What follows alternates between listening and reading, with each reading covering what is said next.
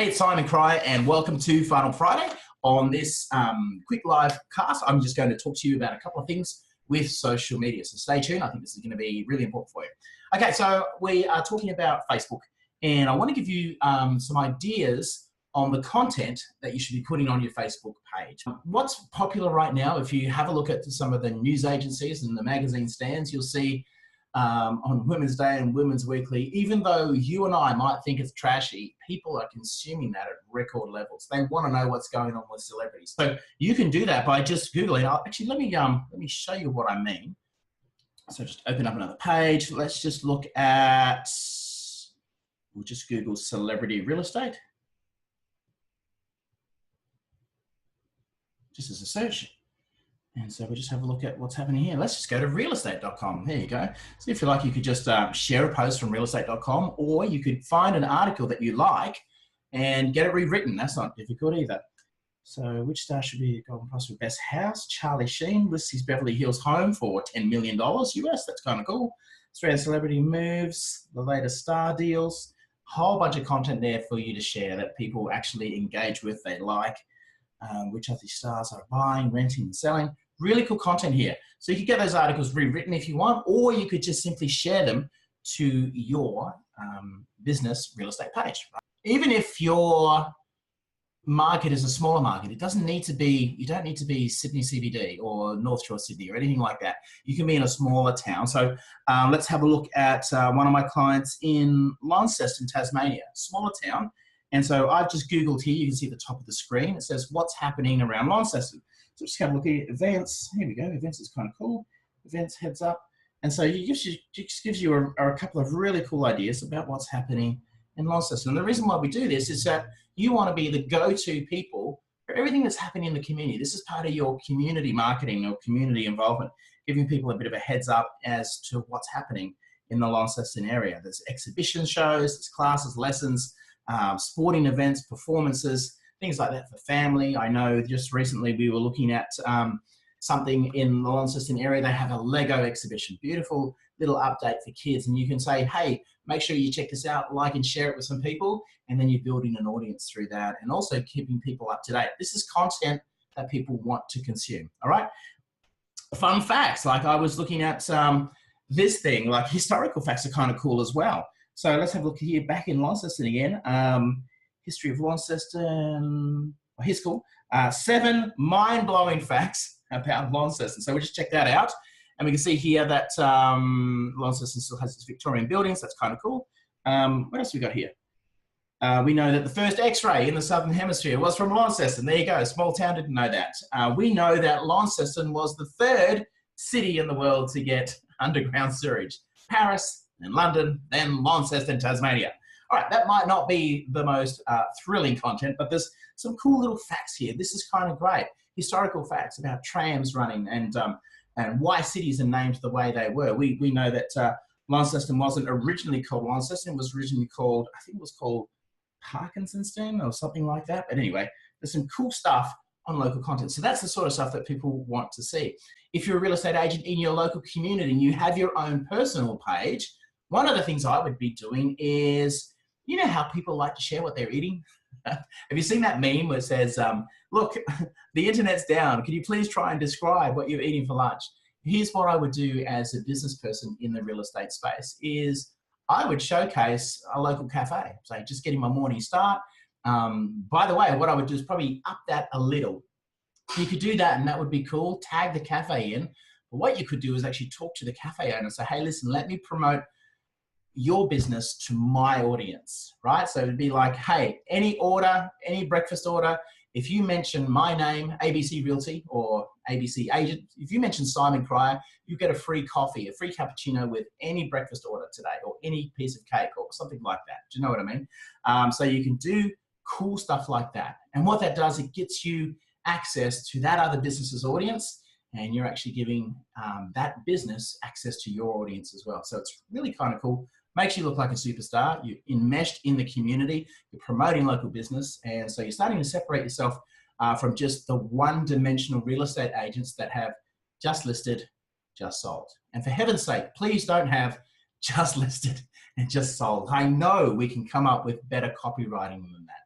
you'd have Victorian charm or contemporary elegance, or you know, mortgagee in possession is kind of cool, right? And it's like people think they're going to get a bargain, right? So things like that, rather than just listed, just sold. I know you guys can do that. Instead of just sold, why don't you have another record price, right? Or businesses booming, owners delighted, things like that, rather than just sold. I know if we think about it, we can get some copywriting, which is text, which is a little bit more engaging than just listed, just sold. Okay, some other stuff. Behind the scenes, that's, people love that. It's like your own reality TV show. So if I were you, I would video some behind the scenes. You could either get a student who's studying cinematography or videography at local TAFE or university, have them track you around for a couple of days. Or if you've got an in-house video team or video person who puts together your videos, definitely shoot some behind the scenes stuff about you, you know, maybe even going beyond service levels, and maybe straightening up some cushions on a couch, getting it ready for an open, or heaven forbid an owner's interstate. You might actually jump on the end of a lawnmower just to go the extra mile and say, this is what we do to get the best prices, or get some negotiation footage in there, you on the phone negotiating with an interstate buyer, or you actually presenting an offer, things like that. That's really, really cool stuff. Or just talk about just what happens behind the scenes. What is behind the curtain of this real estate machine? People are fascinated with real estate. So I would definitely 100% recommend do some behind the scenes stuff. Show people, don't tell them how you go the extra mile. Show them how you do it with some behind the scenes footage. That's really, really cool.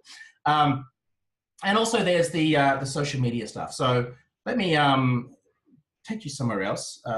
In my $1 Million Blueprint here, we have a number of ways for building a business. And, you know, if you recall, we sort of start off with a couple of areas. The first is attract, and then convert, and then multiply. That's our whole trademark with what we do at the $1 Million Agent. This whole issue is around attraction. Now, under attraction, there are 3 components, and the Facebook social marketing side of thing, it really focuses on these 3 things. A funnel, okay, just at the outset here, we've got a funnel, right, just there. We've got authority building, and we've got engagement. What I've just spoken to you about in terms of what you should have on your Facebook wall is all about this 3rd area here, which is engagement. Does that make sense?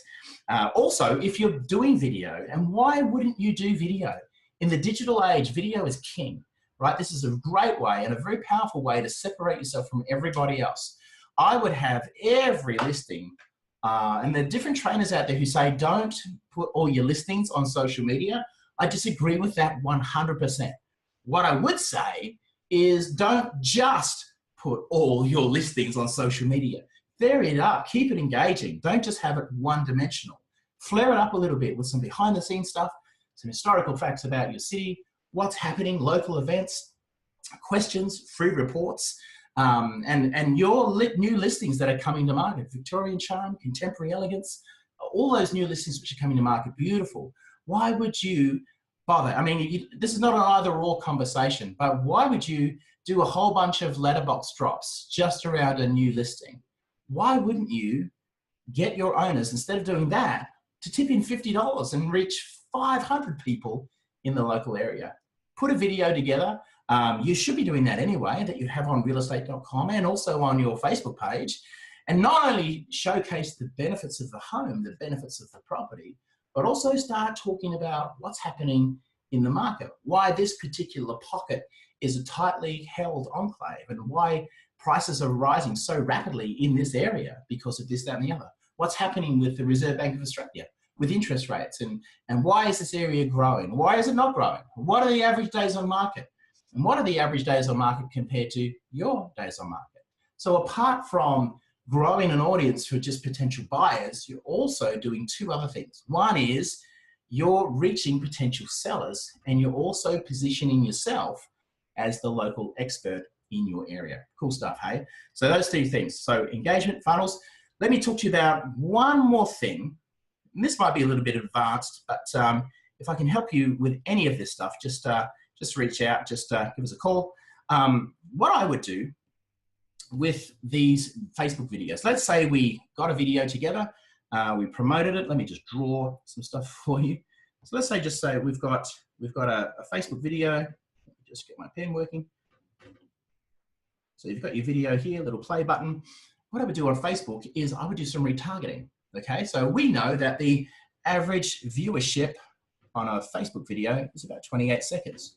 And so what I would do is when I'm posting a video on Facebook, and I'm not going to be just posting a link to YouTube, because Facebook wants everything to be native, which means they want everything in-house. Facebook does not want to promote the YouTube business. Yeah, so I'll directly upload it to Facebook. I'd put a promotion behind it, like an advertising campaign. And let's say we spent through our VPA $50 on this particular video, broadcasting it out to the audience. And we might select an audience based on, let's say, if this property was right next to a school.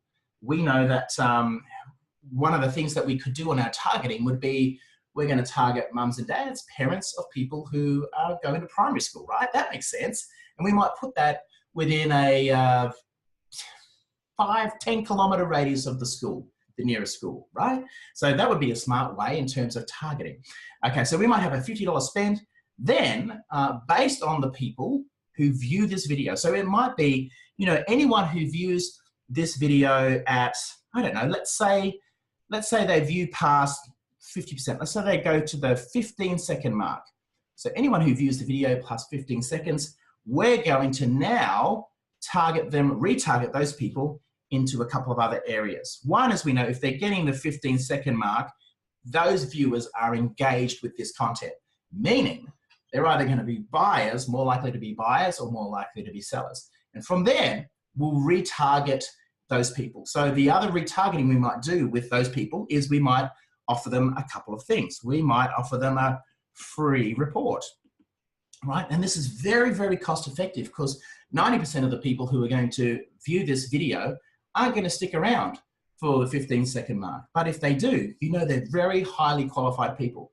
So it could be a free report. It might be 7 things to do before you make your first offer, right? That would be a really cool report. It's like 7 things you must know before you submit your first offer, before making your first offer. And you could talk about negotiating, you could talk about building inspection, you could talk about a bunch of things, finance, legal things, building and pest, if you're in an area that requires pest inspections as well. You could talk about negotiating. There's a ton of stuff that you could offer as an engagement piece, which also positions you as the expert, right?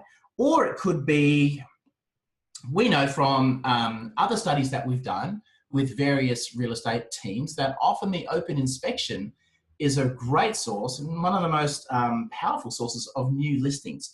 So your free report could be, again, this could be another retargeting ad, and it doesn't go out to much, super cost-effective strategy.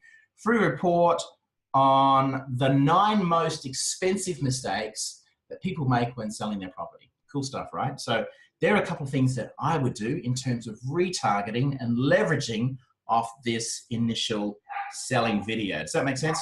Hope that helps you guys. And any help on this stuff, just give me a private message, ask some questions here in the dojo, the Real Estate Dojo forum. I'm more than happy to help you. Have a great day, stay sharp, and we'll speak to you soon.